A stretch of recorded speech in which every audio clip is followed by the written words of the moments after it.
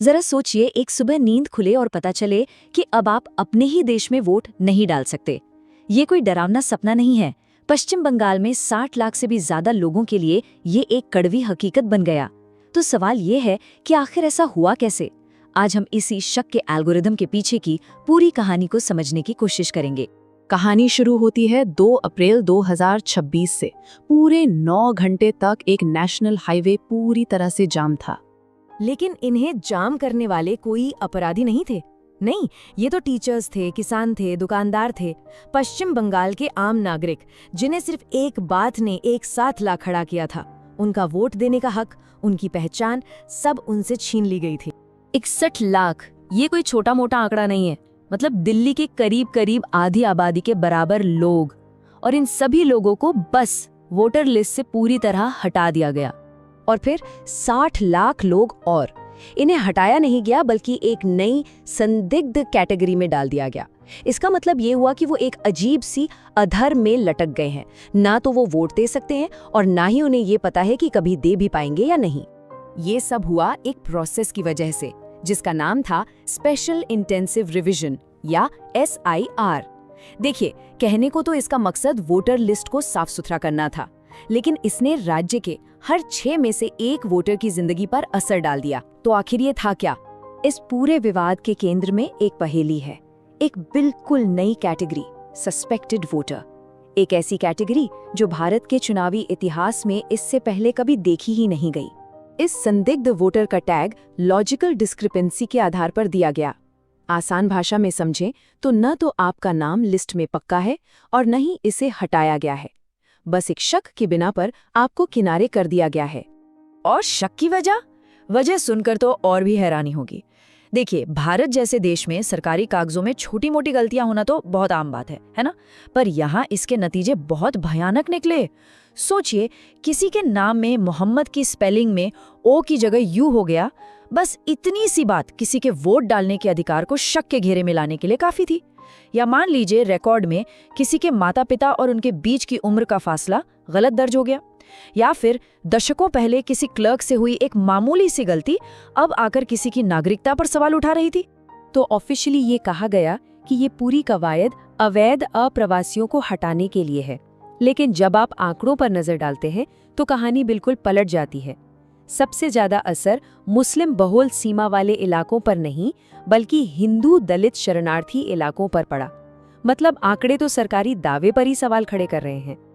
और सबसे बड़ी बात, लाखों लोगों के भविष्य से जुड़े ये फैसले किसी अफसर ने नहीं, बल्कि एक सॉफ्टवेयर ने लिए थे। एक ऐसा सॉफ्टवेयर जिसके बारे में पहले से कोई कुछ नहीं जानता था।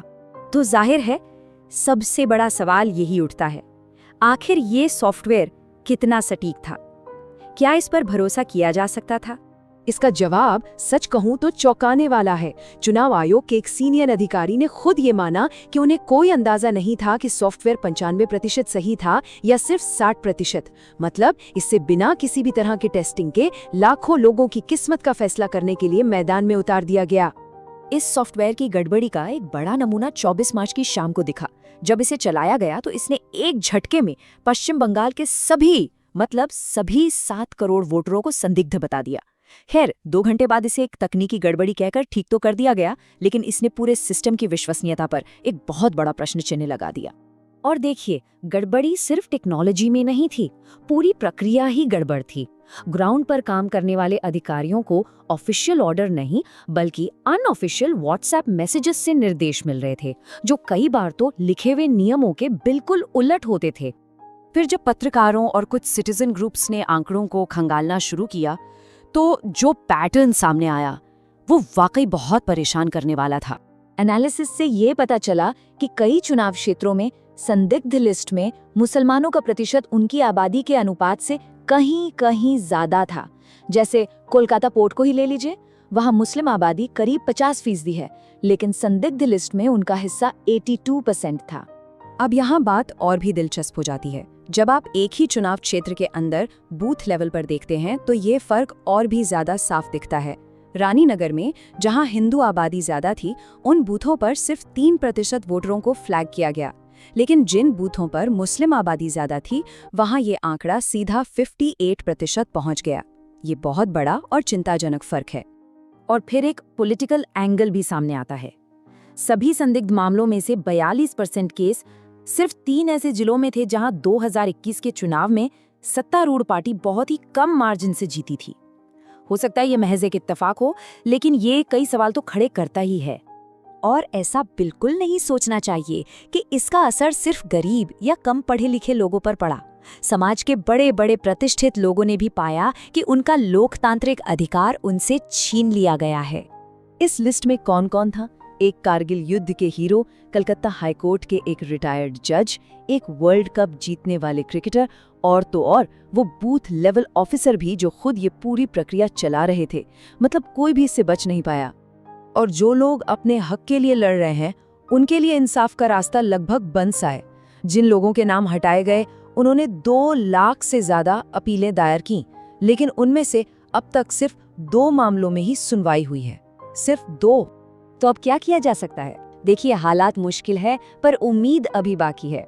लोगों से अपील की जा रही है कि वो अपना स्टेटस चेक करें और अपने वोट के अधिकार के लिए लड़ने के लिए इन कदमों को उठाएं। राज्य की मुख्यमंत्री ने इसे कोई छोटी मोटी तकनीकी गड़बड़ी नहीं, बल्कि लोकतंत्र पर एक सीधा हमला बताया है। उन्होंने इसे लोकतंत्र को चुराने का प्रयास कहा है। और ये सब हमें इस कहानी के सबसे बुनियादी सवाल पर लाकर खड़ा कर देता है। जब एक एल्गोरिथम, एक सॉफ्टवेयर बिना किसी सही प्रक्रिया के किसी नागरिक का वोट मिटा सकता है, तो फिर लोकतंत्र का बचता क्या है? ये एक ऐसा सवाल है जिसका सामना हम सबको करना होगा, क्योंकि ये बात सिर्फ पश्चिम बंगाल की नहीं है, ये हम सबकी है।